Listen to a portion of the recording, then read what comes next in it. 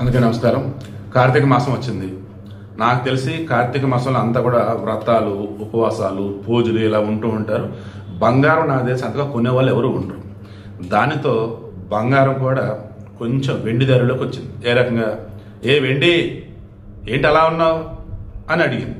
వెండి చెప్పింది బాగా పెరిగా.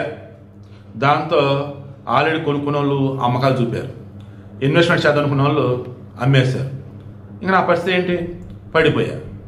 ఎలా పడిపోయానంటే ఆకాశం కింద పడ్డట్టు అయిపోయాను. మరి ఇప్పుడు ఎంత నీ రేట్ అని చెప్పేసాను. ఎంతలే, కేజీ 1,70,000.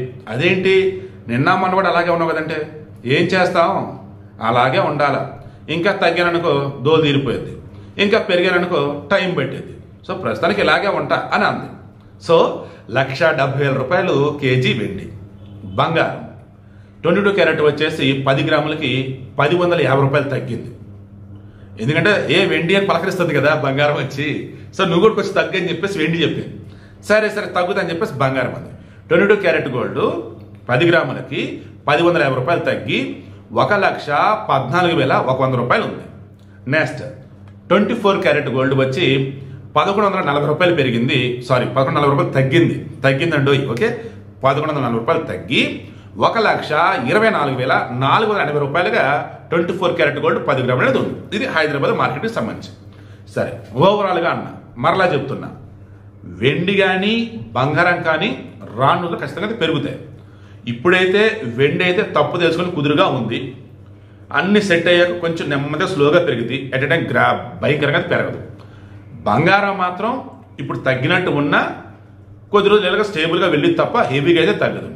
అన్ని సెట్ అని అనుకున్నప్పుడు ఏ వెండి నీ దారి నీదే, నా దారి నాదే అని పరిగెట్టింది. సో బీ కేర్ఫుల్ వెండి విషయంలో, బంగారం విషయంలో. ఎందుకంటే వెండినేమో ఈ EV vehicles, batteries, solar panels, మందులు తయారీ, రిమైనింగ్ వాటిలో ఉపయోగిస్తూ ఉంటే దానికి తగ్గ ప్రొడక్షన్ ఆల్రెడీ ఆయా దేశాలు పెంచుతున్నాయి.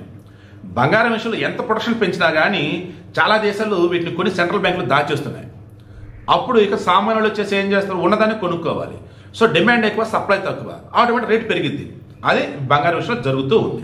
సో ఐఎమ్ షూర్ బంగారం అయితే ఖచ్చితంగా పెరుగుతుంది. మధ్యలో కొంచెం తగ్గింది అనుకున్నప్పుడు, ఒక రేటుకి వచ్చింది అనుకున్నప్పుడు మీకు అది అవైలబుల్గా ఉంటే హ్యాపీగా కొనిపెట్టుకోండి.